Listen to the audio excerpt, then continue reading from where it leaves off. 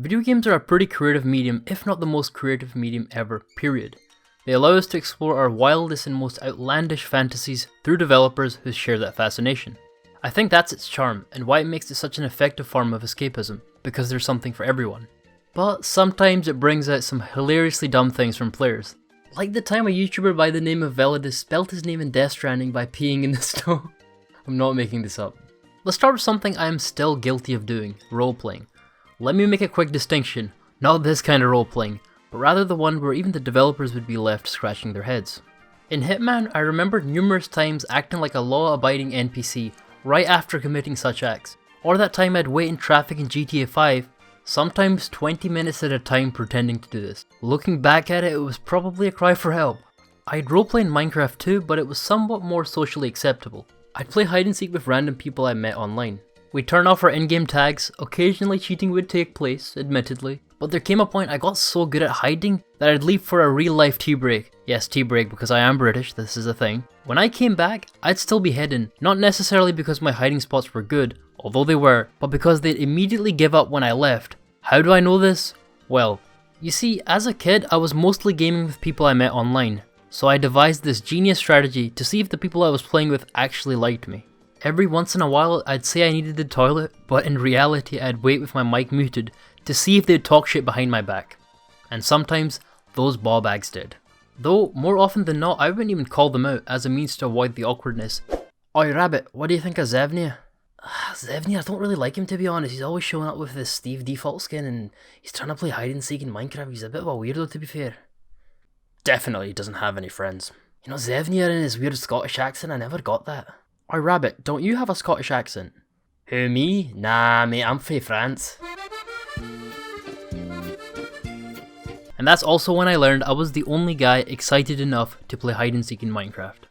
Talking of ball bags, let's talk about teabagging, a skill passed down from console generation to console generation. The skill of repeatedly crouching to imitate— never mind, you guys know what I mean, I don't want to get demonetized. This seemingly harmless jest in game did more psychological damage one could only imagine, the ultimate insult to injury.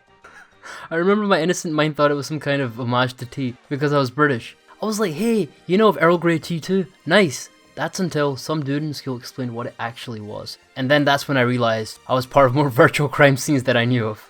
Minecraft was a popular game for doing dumb things. As a result, another thing we did, and believe me, we all did this, when someone wasn't in their house, I'd set their house on fire.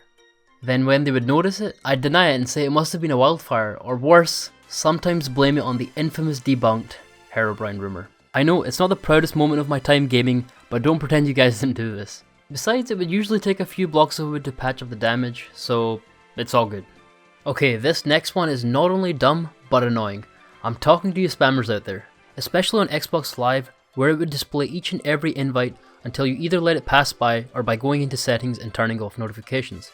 It would especially be worse when the abuser in question was appearing offline. Like why? Dude, I know you're online, your crimes are as clear as day. These guys are in the same category of people who block entrances and team kill. Absolutely no respect. Now for arguably the dumbest video game moment of my life. Bear with me, this happened years ago, so some parts of the story are fragmented. For context, many years ago there was a series I adored, the Naruto Ninja Storm series, which still holds a soft spot in my heart to this day. I believe the dumb moment in question is from Ninja Storm 2. Anyway, I picked it up, completed it, and then from what I can recall, I decided I'd try to get every achievement. Little did I know, I'd be in for a treat. See, this game had online-only achievements, two particular achievements by the name of On the Path to Ninja and Dexterous Ninja. On the Path to Ninja required to win one online ranked match, while Dexterous Ninja required 10 matches. But there was a slight problem. I sucked at this game, and everyone was a sweat. To make matters worse, the game had been out for almost 4 years at this point, so there was barely anyone on matchmaking. But I took this as a blessing. You see, since there was barely anyone on matchmaking, in theory, you could match with someone specifically in your region. On top of that, I had another Xbox not in use, so I managed to get an extra copy of the game, booted up both consoles, and after a few matchmaking attempts, boom, I successfully connected both profiles in the same match. From there it's self-explanatory. I let my main account win, with the goal of getting 10 wins. Since I had thought this through, I'd purposefully make my main account lose occasionally, just so it wasn't too suspicious.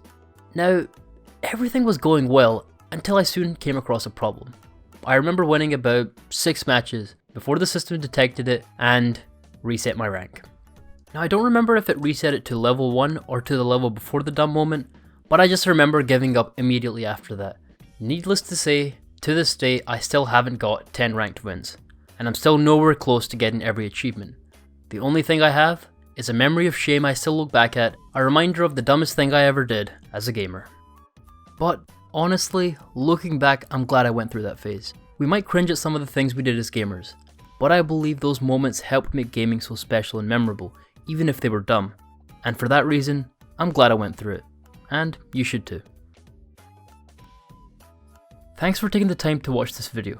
Let me know of some of your most memorable moments in the comments below. Take care.